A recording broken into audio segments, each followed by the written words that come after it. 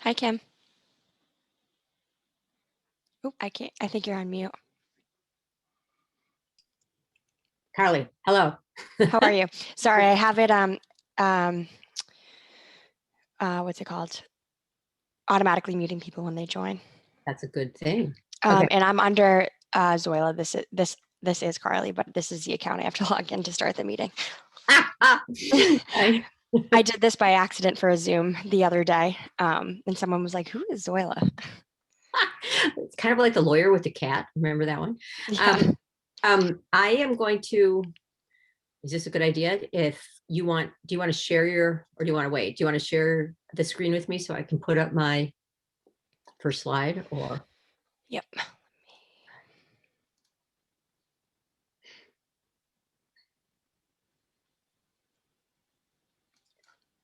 Oops, hold on.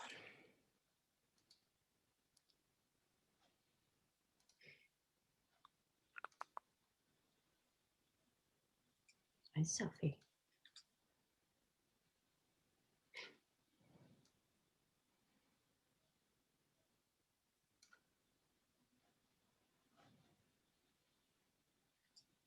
There we go. All right, are you able? Oh wait, actually, hold on one second. Can you see it? Yep, There I we was go. able to do it. So you should be able to, and I will. So actually, what I'm actually thinking, were you able to see the share screen button before I just made you the host? Yes. So actually, can you go to the top right three little buttons next to my name and make me the host, and then you can share your screen because I have to admit people in, and I don't want you to do that while you're. Good point. Okay, so I'm going to go make you the host. All right. Yeah. Did that. Changing host, change host. Okay, perfect. Now, Can my, okay, but it looks like my. perfect. You're still sharing. Okay, Perfect. so I'm going to put it on this. Ooh, okay. Great. Awesome. And I also, because Sophie is so smart, I have, just in case the internet conks out on me, I have my phone on. I've called in through my phone. It's on mute right now, but if I had to, for some reason, change over, I could do it. But Good. we'll, Okay. that doesn't happen. Yes, and I have everyone being automatically muted when they come in, Okay. and they do have the option to turn their video on. And then that should be it. I have Sophie's number if something. Sure. At the end, Sophie's probably going to read me the questions if there are any. Mhm. So you might, I mean, you'll know if you're sitting through Yeah. when she should be unmuted. But yeah, Yes, and if they can unmute themselves. themselves, but I just have everyone so there wasn't any background noise when they do join. So I see there's 5 people in the waiting room. Do you want me to give it a couple of minutes, or do you want me to start letting people in?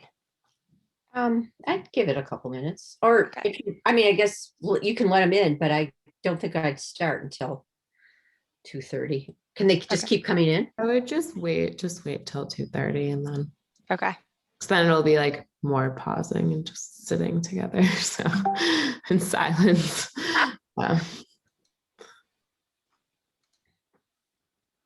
How many of these have you done today, Carly? This is my second. Okay. There's a bunch of us doing them, so luckily I didn't have to do too many.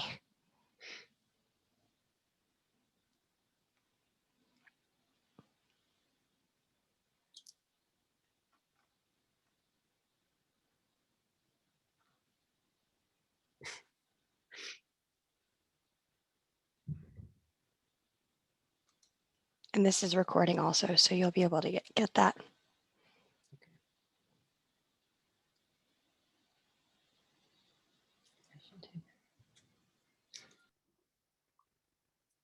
And then you want me to go from here over to the Zoom where the presenters are, right? The workshop presenters are all meeting. Yeah, and did you see that How to do it? Yeah. that message I sent you? Okay, good. Thanks.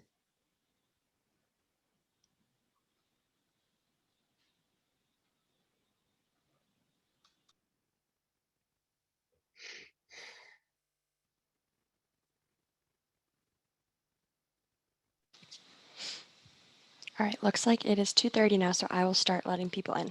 Okay.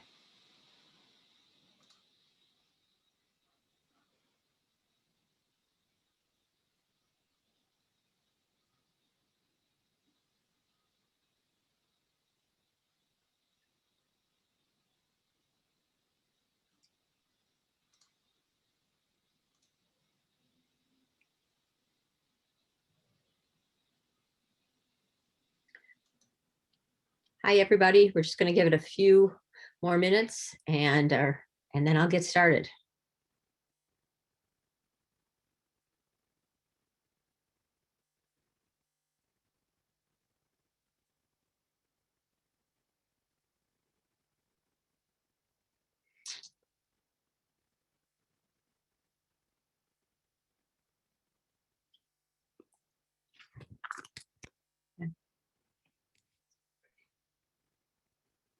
Hello and welcome to the Boston Women's Workforce Council workshop.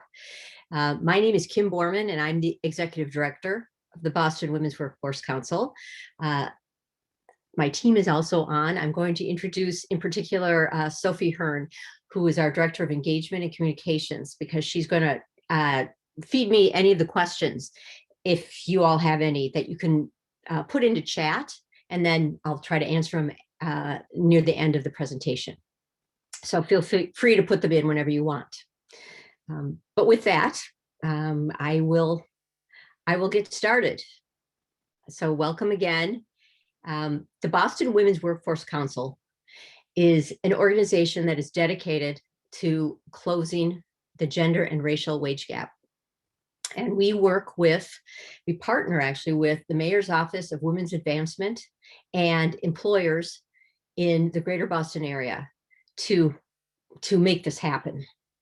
Today, I'm going to give you a little information about us, how we do it, what the problem is, and again, hope to answer any questions you may have.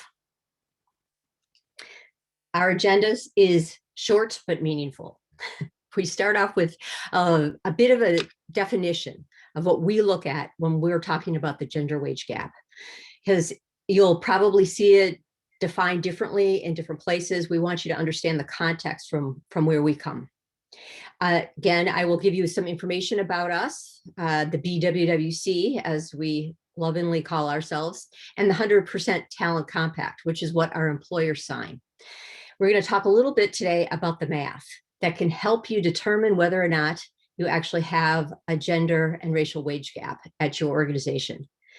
And then finally, innovative initiatives and interventions will be some of the solutions that are out there that may or may not work for your organization. And we'll get into why they may not work in a moment. And of course, discussion at the end if you have any questions. So Gender Wage Gap 101, what are we talking about here? Well, at the Boston Women's Workforce Council, we define the gender wage gap as the average difference in compensation between working men and working women. It is really just that simple. It is adding up all the men's salaries in your organization and dividing it by the number of men, and adding up all the women's salaries and divided it by the number of women, and then comparing them to see if there is a percentage difference. Why do we do it this way?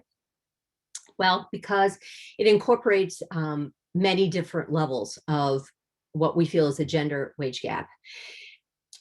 You all may be very familiar with looking at different positions and making sure that people are getting paid equal pay for equal work. And that's to be commended. However, it has been the law since 1963. So we would hope that most organizations at least keep their eye on this and try very hard to make sure that individuals are being paid the same for the same job. Doesn't always happen, we understand that, but it is something that people tend to be conscious of. But what our definition of the gender wage gap also takes into account is this thing we call the power gap. And that's why we have this imbalance here between sort of men and women, this gap that we can't close, because what happens in our calculation is when you're looking at all the men and you're looking at all the women and aggregating their salaries, if you have so many more men who are earning such greater salaries, you are never going to close that gap. It's just too hard to do. Even if you throw 1 or 2 women into senior executive positions, if there's still an overwhelming amount of men there, it just doesn't close. And that's what we're trying to get at when we talk about the gender wage gap. In 2019, when we did our last data measurement report, the gap was 30 cents. And to me, that's pretty astounding that in this day and age, it is still that women are still earning 30 cents less on the dollar than men. When you add race into the equation, the numbers start to look even worse. In particular, Latino women, the gender racial wage gap is up to 55 cents. They're earning 45 cents on the dollar. Black women are at 49 cents on the dollar. And as we know, it's not just what's in your paycheck, what you take home. It has an effect on your entire life, and an event that ripples through your entire life. Because if you're not making enough money, you can't live where you want to live. It determines where you are, can put your kids into schools, how far your commute is. It's a range of topics that all come back to making sure women, and particularly women of color, are earning the same as men and are being advanced in the same way as men. And that's what we're all about. Now, why is this important? Well, it's important for many reasons, but why is this important right now? Because we've all heard about the She Session, and I'm sure many of your other seminars or workshops have been talking about this. So many women left the workforce that today only 56% of American women are employed. This is compared to 59.2% in February of 2020 before we all shut down. Today at 56%, that's the lowest percentage in 35 years of women who are working. So the She Session has left millions of women out of work. And what we're afraid of, set back decades of progress. Because if you don't have women in the workforce, then they're not getting, there's a whole lot of lost wages, but not only lost wages right now, the retirement savings for these women starts to dwindle, and career advancement is completely lost. So that is why we think this issue is so important, and why we are so committed to making sure that we close this gender and racial wage gap. So who are we? As I said, the Boston Women's Workforce Council is a go-to resource, the go-to resource for Greater Boston employers committed to closing the gender and racial wage gap. I talked about our partnership that we have with the Mayor's Office of Women's Advancement, which actually reflects a first-in-the-nation approach to bringing city government and private employers together, nonprofit employers too, but employers in general together to work towards a common goal of eliminating the gender wage gap. To date, we have over 250 companies that have signed a pledge, the 100% Talent Compact, which I'll get to in a moment. Signers are big and small. We've listed some here who are our sponsors, who sort of came in from the very beginning and made sure that we were able to have a foundation from which to grow.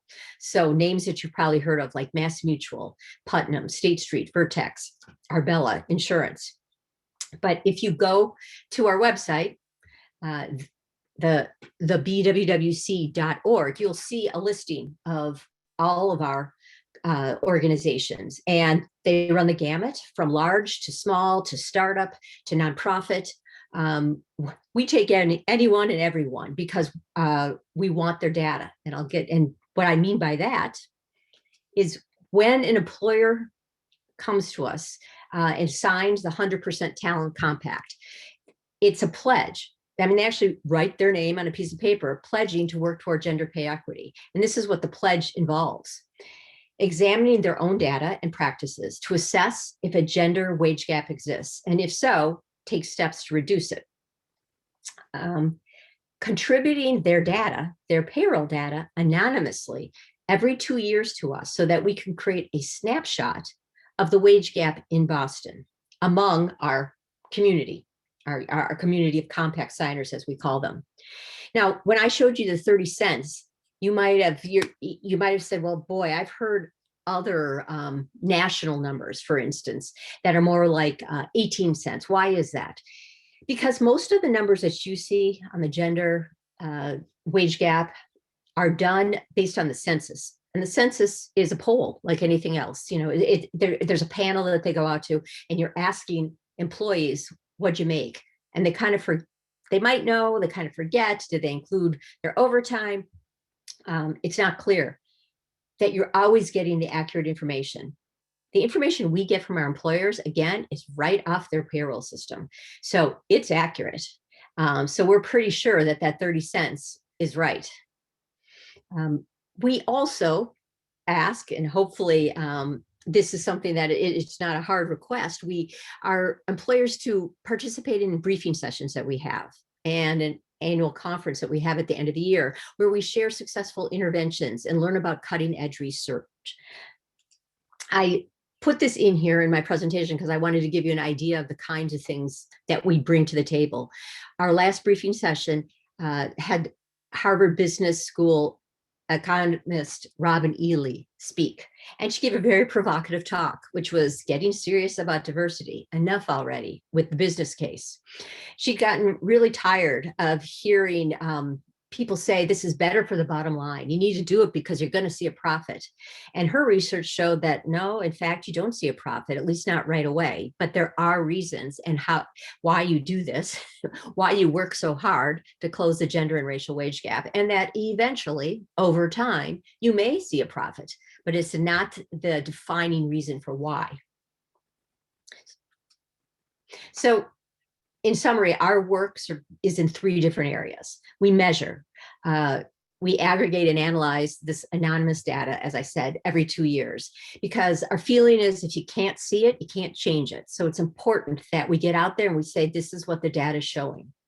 We educate, as I said, through sharing interventions and having sessions, briefing sessions, and white papers out there for you all, and so that you can be kept up on the most important information that's out there on closing the gap. And finally, we engage. So we want to facilitate the sharing of best practices because we think you're really going to learn from one another and from other people who are in the same boat as you and have businesses that are similar to yours. And we give employers the opportunity to really lead on this issue. So the next section is called math, and it's easy math, believe me. I would not be here today trying to do hard math.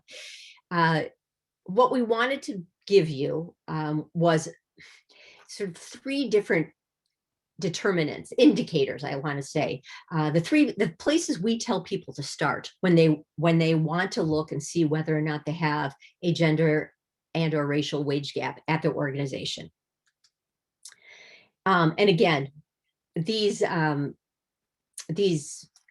formulas are on our website, the BWWC.org. So you can see them, and you can also see the explanation I'm giving today in Word form.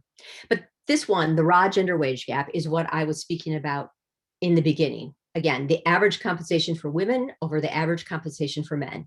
So in this case, women are making on aggregate 70,000 to 100,000. Women are only earning 70% of what men are earning. And this translates into a 30-cent raw gender wage gap. The second equation has to do with the raw racial wage gap. This, we don't actually hold out women. What we do here is we ask you to look at the compensation for all employees of color in your organization. And then the same average compensation for all white employees. And then again, do the division. So in this case, all employees of color aggregate average was 72,000 to 110,000 for white employees. 65% is what employees of color are earning versus white employees. And that translates into 35-cent raw racial wage gap. finally, we look at them both together. So we talk about a raw gender racial wage gap, and that is the compensation for gender and racial gap. So in other words, let's take all the women at your organization who are Black and aggregate their compensation. And then we're going to compare that to the average compensation for all white men. And again, we do the math similarly, and we come out with a 20-cent raw gender racial wage gap.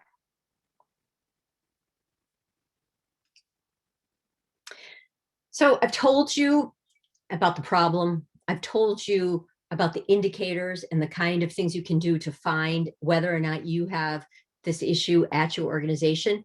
Let's talk a little bit about the solutions. But before I go there, I want to say that I wish there was, but there is no silver bullet. And I'm sure if any of you out there are in HR, you know that to be true. A lot of it has to do with your culture and what you can actually make happen at your place of employment. That has a lot to do oftentimes with your CEO and your top managers and what they're willing to be accountable for and go to the mat for. And so what we do, we feel it's our responsibility to give you as many ideas as possible so that you can take nuggets back to your organizations and say, you know, this part might work because I know we look at things very similarly to that company. So today I'm going to show you a range of areas, a range of categories, and hopefully you'll be able to take something back that is that may be worth trying at your organization. Innovative initiatives are a celebration that we do every year. We ask our compact signers to apply for initiatives, new initiatives that they put in place to advance women. And they give us metrics that go along with them, and then we award them sort of a plaque that says, you know, you really went beyond, above and beyond this year. And we usually announce these at our Effective Practices Conference, or at least we did this year. And there were 4 winners. I'm going to tell you about one in particular because I think it's a really interesting case study about taking what happened this year with COVID and kind of making lemonade out of lemons. So Mass General Hospital in particular, none of you will be surprised that when you get promoted, even as a doctor, it's not because you're a great doctor and you save a lot of lives. It also has to do a lot with your leadership abilities. And this has to be proven through different activities where you actually take a leadership role. So at Mass General Hospital, some of the activities for promotion have to do with training others. And in particular, in this case, it had to do with being a visiting professorship or grand round. So applying for a program that once you were accepted meant that you went to a different hospital, sometimes in a different city, most times across the United States, oftentimes also in a different country where you would live for 3 to 4 months and you would actually be training different residents and leading them in your expertise, your area of expertise. The doctor who was the head of faculty training had always been really kind of dismayed that the number of women doctors who applied for this prestigious role and would get paid extra to do it, really was very, very much less than male doctors, especially in the ages from about 30 to 40, when if they were to have kids, they would probably be under the age of 10. She knew this to be a problem, but the reason being is that women didn't feel like they could leave their households for 3 to 4 months at end to take up this activity, to be a part of this program. So when COVID hit, suddenly the playing field was leveled and nobody could travel. So she went to senior management and she said, listen, this is the year. Let's put in place a scholarship that really encourages promising women doctors to apply for this activity because they can do it digitally, virtually. They can do it probably from their home. And let's see if we can increase the number of women that participate. And lo and behold, they did about 3 times. In fact, they had 34 women who were accepted into the program, and they had, at last I heard, 10 of those women were up for promotion, which is, again, 3 times more than she'd ever seen before. So that is sort of a case study of how thinking differently about and really sort of honing in on why aren't we getting enough women to participate in this activity that leads to advancement. It didn't take a whole lot to change it, or maybe it did take a whole lot. Maybe it took a pandemic, who knows? But for whatever reason, it happened, and they are going to try to continue the virtual ability going forward, which is a great thing. There are other interventions that you all can try at your organization. And we have a report that you can download from our website that we did in 2020, where we really went through all the research that was out there, evidence-based research, and put together a curated list of the kinds of interventions that had proven to work, that really had numbers behind them. Because again, we wanted to offer as many different ideas as we could to our compact signers. So I'm going to give you sort of the different categories where the interventions tend to fall. And they're categories where evidence has shown that if you can make changes in these areas, you're going to see the gap close much sooner. So the first category is really of things to do is to assess and be accountable.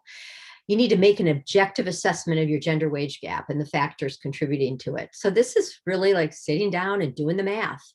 And then from those equations that we gave you, you might have to dig further and actually look at what's going on in an individual basis. And then start to figure out in your own organization, what's going on here and why do we have this happening? And do we think it's because of culture? Do we think it's just because people haven't been thinking about it? Is it that we haven't been intentional enough about trying to be fair in our pay and our diversity processes? Everyone will come up with different reasons. The first place to look is to do a deep dive and figure out what's going on. The second category we talk about is diversity and inclusion, fostering a diverse and inclusive workplace to retain underrepresented women in the workplace. I mean, this is, of course, easier said than done, but it's something that, again, I use the word intentional. You need to be intentional about, because you can't, it doesn't just happen. And so when we talk about bringing in more diverse candidates. We say you have to make somebody in charge of this. So if you're a big enough organization and you can afford someone in charge of D&I, do it. If you can't, you find somebody who wants to do this and who can add it to their workload, and you make them accountable. And you make them accountable in that it is actually attached to successes, attached to their compensation. And you do the same thing at the senior manager level, where they will be a part of the decision making. Again, it's this accountability and this attention and being intentional that really brings in, that makes it happen, that makes diversity happen.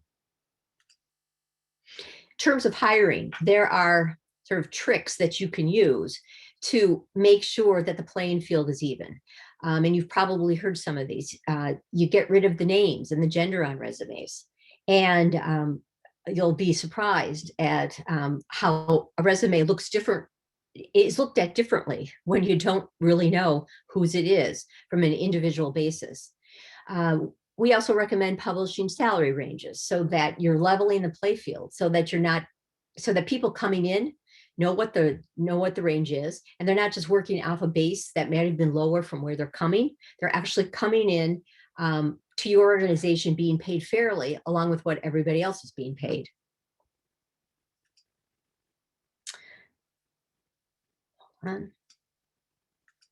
Retention. So retention is tough, especially among women. And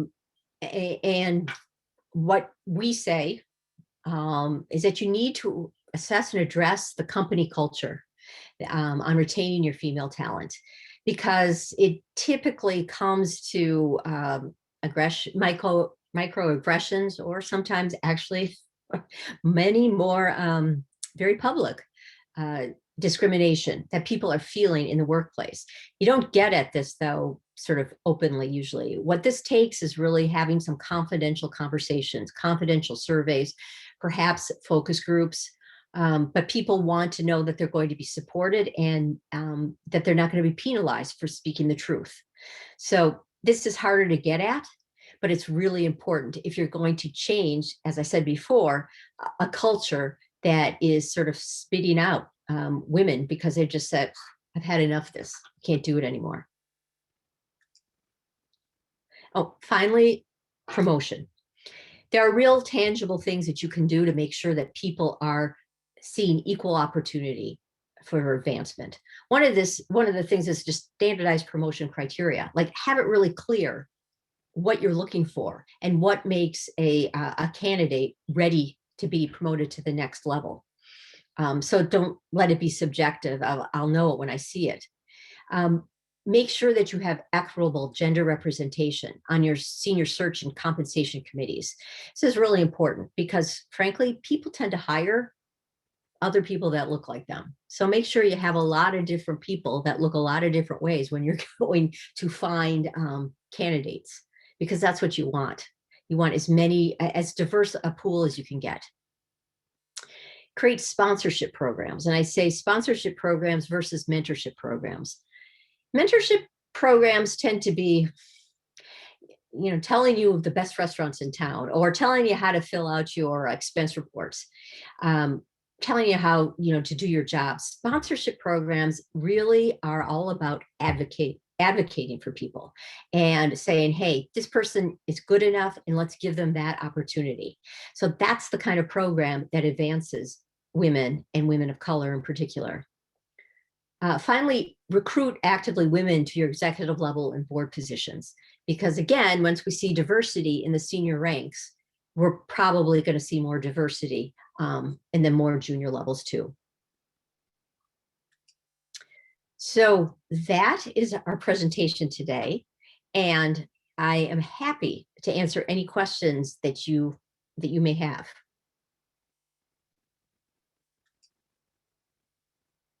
I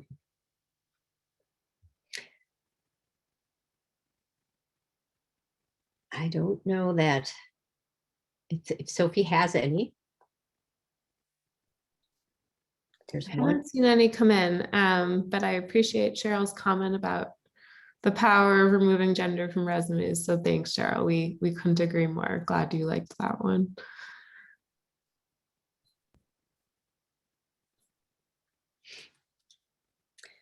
Again, if I went too fast or there's anything that you would really like to know more about, feel free to reach out to Sophie and myself, and also to go to our website, which we hope explains some of this in more detail.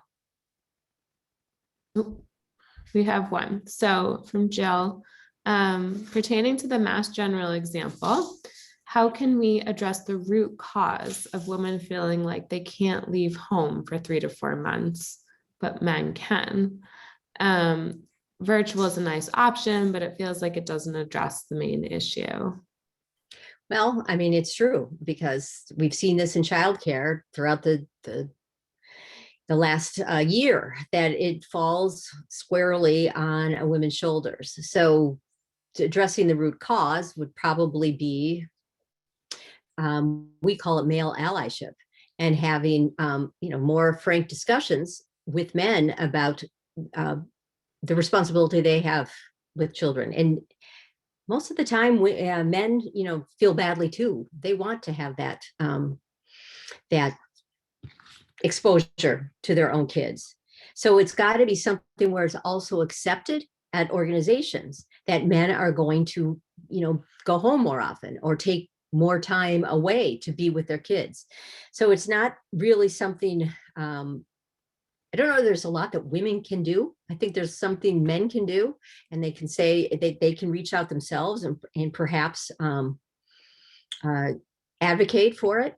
And then organizations need to make sure that they are very clear that nobody's going to be penalized for wanting to be home and taking care of their kids.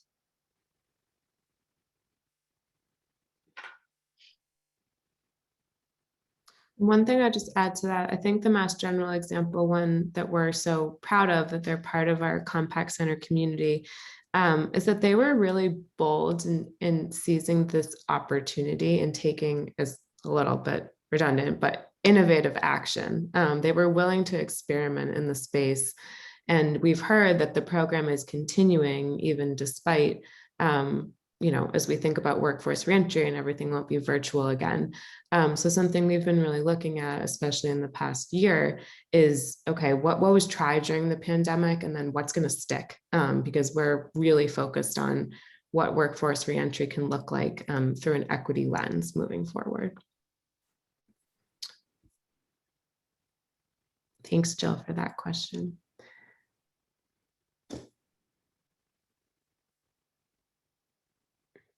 Well, if you all have any questions, again, please feel free to send them our way. And I hope we've given you something to take back to your organizations.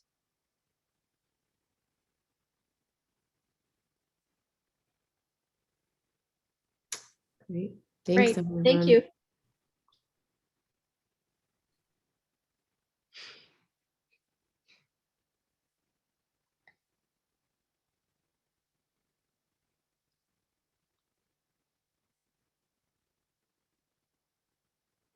One more just came in, Kim. Okay.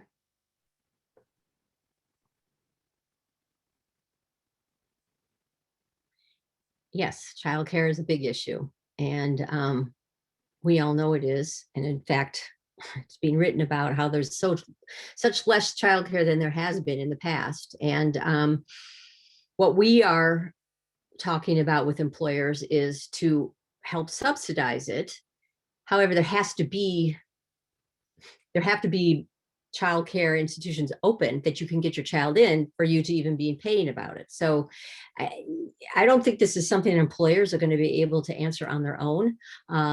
In Boston, the Mayor's Office of Women's Advancement is very active in the childcare arena. In fact, they put together a training program for people who want to open up businesses, childcare businesses from their homes, in order to sort of get more childcare out there, because that is such a problem. We just don't have enough. And in Boston, when you don't have enough, and it's also so expensive, it's really sort of a double-edged sword.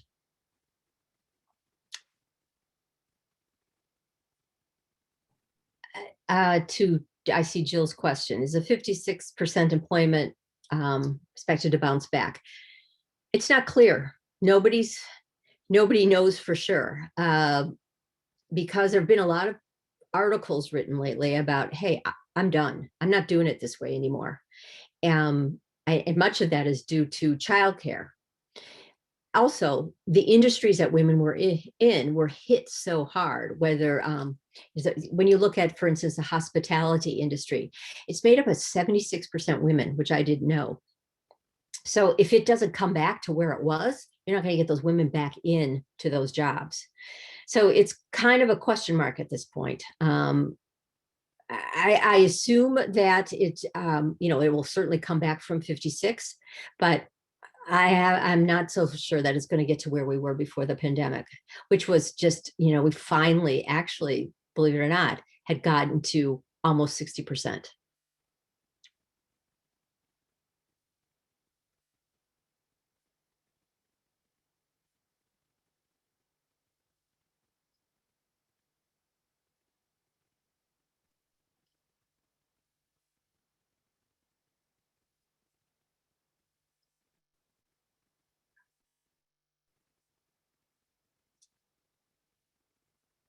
So I think at 3:15, I turned to a workshop where I don't know if we answer more questions or not, but happy to do that.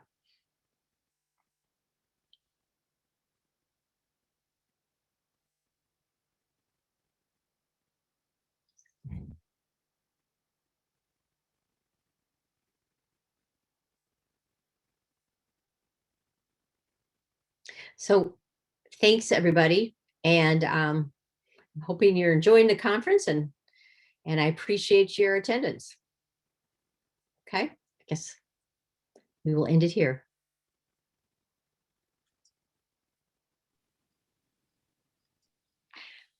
Thank you so much. And we'll see everyone back in the main room for the Insights panel.